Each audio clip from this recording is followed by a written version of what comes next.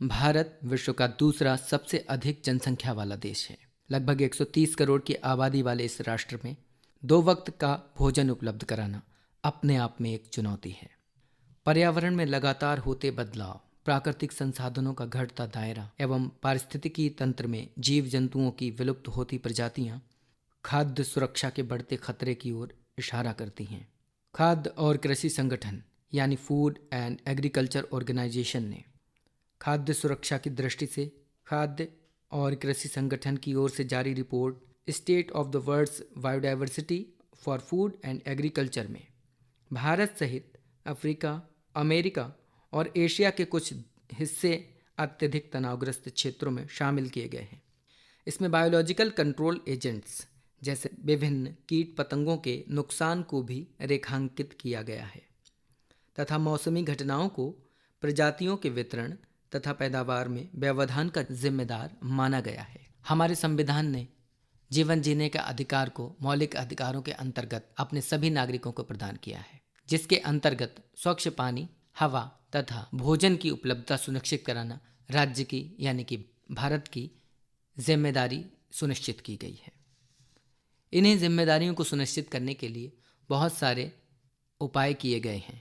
इन्हीं में से खाद्य सुरक्षा अधिनियम भी है। संसद द्वारा 2013 में पारित खाद्य सुरक्षा अधिनियम का उद्देश्य गरीबी की स्थिति में जीवन यापन कर रही आबादी को अफोर्डेबल प्राइस यानी वहनीय कीमत पर सरकारी सहायता प्राप्त गुणवत्ता वाले खाद्यान्न की पर्याप्त मात्रा में आपूर्ति सुनिश्चित करना है। इस कार्यक्रम में 3 घटक शामिल हैं: मिड डे मील कार्यक्रम, एकीकृत बाल विकास योजना और लक्षित सार्वजनिक वितरण प्रणाली। कार्यक्रम के अंतर्गत 75% तक ग्रामीण जनसंख्या और 50% तक शहरी जनसंख्या को लक्षित सार्वजनिक वितरण प्रणाली के माध्यम से सरकारी सहायता प्राप्त अनाज उपलब्ध कराया जाता है। इसके अतिरिक्त अन्य उपाय भी किया गया है। कृषि लागत और मूल्य आयोग, यानी कि हमारे कृषकों द्वारा कृषि उत्पादों के समुचित लागत और मूल्य के बीच समायोजन स्थापित करने के लिए कृषि लागत और मूल्य आयोग की स्थापना जनवरी 1965 में की गई। कृषि लागत और मूल्य आयोग कृषि उत्पादों के न्यूनतम समर्थन मूल्य मिनिमम सपोर्ट प्राइस के बारे में सलाह देता है। आयोग द्वारा 24 कृषि फसलों के लिए न्यूनतम समर्थन मूल्य जारी किए जाते हैं। इसके अतिरिक्त गन्ने के लिए न्यूनतम समर्थन मूल्य की जगह उचित एवं लाभकारी मूल्य यानी fair and remunerative price FRP की घोषणा की जाती है। खाद्य सुरक्षा को सुनिश्चित करने के लिए लक्षित सार्वजनिक वितरण प्रणाली का भी अपना एक महत्वपूर्ण योगदान है। खाद्य सुरक्षा को सुनिश्चित करने के लिए भारत सरकार ने राष्ट्रीय खाद्य सुरक्षा अधिनियम 2013 के तहत एक ऐतिहासिक पहल की है, जिसके माध्यम से लोगों की खाद्य और पोषण सुरक्षा सुनिश्चित की जा रही है। खाद्य सुरक्षा अधिनियम का विशेष बल निर्धनों, महिलाओं एवं बच्चों की आवश्यकताएं पूरी करने पर है। इस अधिनियम में शिकायत निवारण तंत्र की व्यवस्था भी है। यदि कोई लोक सेवक या अधिकृत व्यक्ति इसका अनुपालन नहीं करता तो उसके विरुद्ध शिकायत पर सुनवाई का प्रावधान भी किया गया है। सार्वजनिक वितरण प्रणाली के माध्यम से ही देश के कोने कोने में, गांव शहर हों चाहे कस्बे हों, हर जगह ज़रूरतमंदों को अनाज की उपलब्धता सुनिश्चित कराई गई है। फूड कॉरपोरेशन ऑफ इंडिया यानी कि भारतीय खाद्य निगम। आइए जानते हैं भारतीय खाद्य निगम क्या है। भारतीय खाद्य निगम उपभोक्ता मामले, खाद्य एवं सार्वजनिक वितरण मंत्रालय के खाद्य एवं सार्वजनिक वितरण विभाग के अंतर्गत शामिल सार्वजनिक उपक्रम है। भारतीय खाद्य निगम एक सांविधिक निकाय है जिसे भारतीय खाद्य निगम अधिनियम 1964 के तहत वर्ष 1965 में स्थापित किया गया। अन्न संकट, विशेष रूप से गेहूं के अभाव के चलते इस निकाय की स्थापना की गई थी। इसका मुख्य कार्य खाद्यान्न एवं अन्य खाद्य पदार्थों की खरीद, भंडारण, परिवहन, वितरण और बिक्री करना है। नई दिल्ली में स्थित अपने मुख्यालय, 5 आंचलिक कार्यालयों, 25 क्षेत्रीय कार्यालयों और 170 जिला कार्यालयों के देशव्यापी नेटवर्क के माध्यम से भारतीय खाद्य निगम अपने कार्यों का समन्वय करता है। भारतीय खाद्य निगम के उद्देश्य प्रत्येक व्यक्ति के लिए हर समय खाद्यान्न की उपलब्धता, पहुंच और सामर्थ्य सुनिश्चित करने के लिए संकट प्रबंधन उन्मुख खाद्य सुरक्षा को एक स्थिर सुरक्षा प्रणाली में परिवर्तित करने में सहायता करना, ताकि कोई भी कहीं भी और कभी भी भूखा न रहे।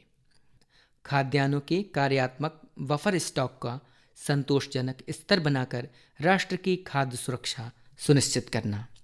खाद्य एवं कृषि संगठन यानी FAO के अनुसार खाद्य सुरक्षा के मूलतः 4 स्तंभ हैं: उपलब्धता, खरीद सामर्थ्य, अवशोषण और स्थिरता। इन्हीं 4 बिंदुओं पर आधारित है फूड कॉरपोरेशन ऑफ इंडिया की प्रमुख गतिविधियां।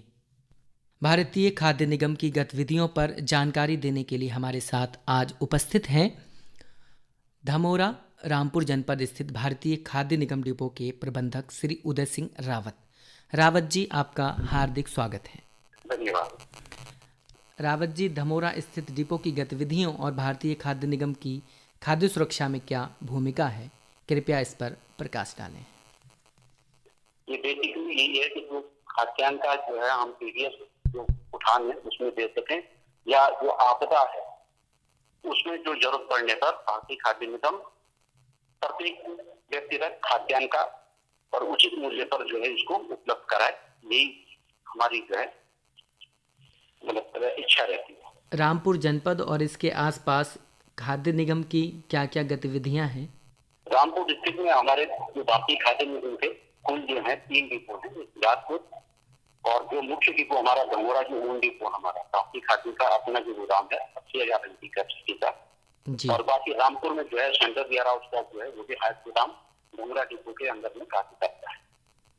ये तीनों डिपो की कैपेसिटी लगभग हमारे 81,000 लीटर के आसपास यहाँ पे इसकी कैपेसिटी है तीनों डिपो की, जिसमें पीडीएस का निर्गमन जो सेक्शन है तो इनको जो है हम लोग खाद्यान्न का पीडीएस के लिए निर्गमन करते हैं।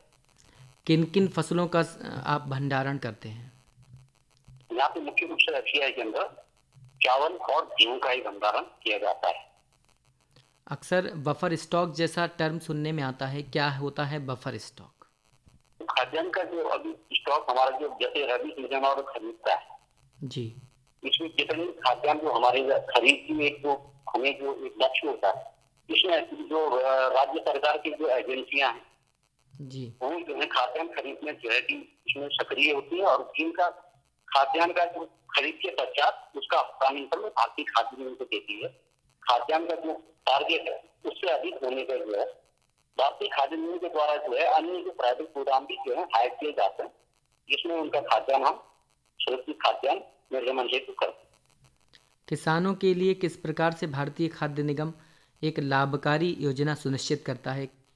भारतीय खाद्य निगम का जो मिनिमम जो सपोर्ट प्राइस है वो किसानों तक पहुंचे, इसके लिए जो है भारतीय खाद्य निगम द्वारा क्रय केंद्रों की जो है जगह जगह क्रय केंद्र खोले जाते हैं खाद्यान्न के टाइम पे, और उनका जो भुगतान जो है डायरेक्ट उनके खातों में अभी जो है डायरेक्ट उनके खातों में पेमेंट खरीद के पश्चात उनको पहुंचा दिया जाए। संकट काल के दौरान अभी जब महामारी का समय चल रहा है, क्या चुनौतियां फूड कॉरपोरेशन ऑफ इंडिया यानी भारतीय खाद्य निगम के सामने हैं? ये मैं आपको ये अच्छा क्वेश्चन आपने किया है। चुनौती भारतीय खाद्य निगम अभी भी है कि जो कोरोना संकट अभी वर्तमान में आया था, सारे ऑफिस बंद होने के बाद भी हमारे खाद्य निगम निरंतर कार्य करता रहा है, जिसमें जो है कि हमारे द्वारा ये जो भारत सरकार द्वारा जो स्कीम थे, प्रधानमंत्री जो गरीब अन्न स्कीम और जो आत्मनिर्भर भारत स्कीम, इसके तहत इस कोरोना संकट के दौरान हमारे द्वारा लगभग रामपुर डिस्ट्रिक्ट के अंदर 10,636 टन की गेहूं और चावल का और जो आत्मनिर्भर भारत स्कीम के तहत 840 टन की जो है खाद्यान्न का जो है निर्गमन जो है हमारे रामपुर डिस्ट्रिक्ट से भारतीय खाद्य निगम के गोदामों से किया गया और अभी भी जो है निरंतर जो है पीडीएस का जो निर्गमन है वो जारी है। जानकारी देने के लिए रावत जी आपका बहुत बहुत धन्यवाद। बहुत बहुत शुक्रिया, बहुत बहुत धन्यवाद। खाद्य सुरक्षा दिवस पर यह आवश्यक हो जाता है कि मजबूत कृषक ही खाद्य सुरक्षा की सुनिश्चित करते हैं। तो आइए जानते हैं श्री राम स्वरूप गंगवार जी हमारे साथ हैं, जो बताएंगे कि किस प्रकार व्यापारिक स्तर की कृषि खाद्य सुरक्षा में हमें अग्रणी बना सकती है और आत्मनिर्भर बना सकती है। गंगवार जी, आपका स्वागत। अब आपको और श्रोताओं को मेरा नमस्कार।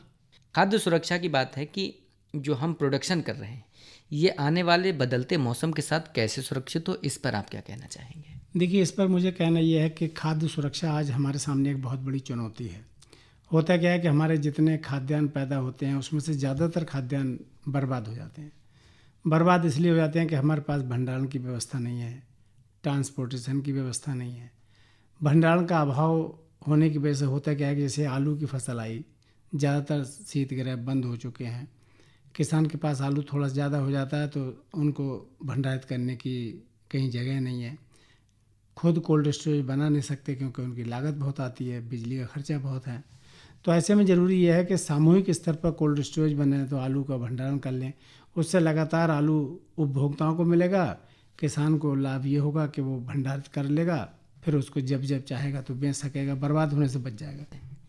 कृषकों को सुरक्षा प्रदान करने हेतु एक फसल बीमा योजना का भी प्रावधान किया गया है, इसके बारे में क्या कहना चाहेंगे? देखिए, फसल बीमा योजना के बारे में मुझे ये कहना है कि अगर फसल बीमा में करीब 1.5% 2% प्रीमियम लिया जाता है, स्कीम बहुत अच्छी है, बशर्ते कि किसान उसको अपनाए और नुकसान होने पर उसको मुआवजा मिले। जी। होता क्या है कि अभी तक हमारे जो फसल बीमा योजना है उसमें एक यूनिट बहुत बड़ी बना दी है।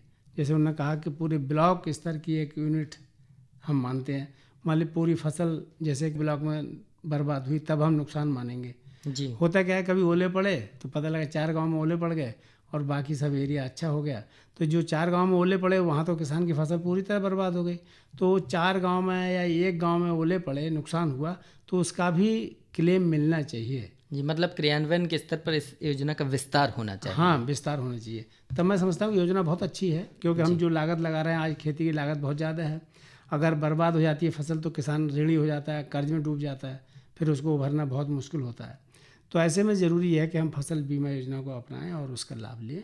बिल्कुल। तो माँ जैसे रोज़ देख रेख चाहती है अपने बच्चों से कि भाई मुझे पानी पिलाओ, तो बच्चों का भी ये दायित्व हाँ, बच्चों का भी ये दायित्व है कि वो नियमित रूप से उसकी देख रेख करें। मजबूत किसान और मजबूत कृषि, इसी संकल्पना के साथ हम इस कार्यक्रम में बहुत बहुत धन्यवाद करते हैं कि आपने अपना कीमती समय हमारे श्रोता बंधुओं को दिया।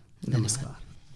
खाद्य सुरक्षा दिवस पर हमने जाना कि भारत जैसे देश में 130 करोड़ लोगों की भारी भरकम जनसंख्या को 2 वक्त की रोटी दिलाने के लिए बहुत सारे इंतजामात किए गए हैं, लेकिन ज़रूरत है हमारे कृषक बंधुओं और हमारे फूड चेन सप्लाई सिस्टम को हम जितना मजबूत और सुदृढ़ करेंगे, व्यक्तिगत स्तर पर इसके लिए प्रयास किए गए तो निश्चित रूप से खाद्य सुरक्षा ही नहीं, जीवन के हर क्षेत्र में आत्मनिर्भर होंगे।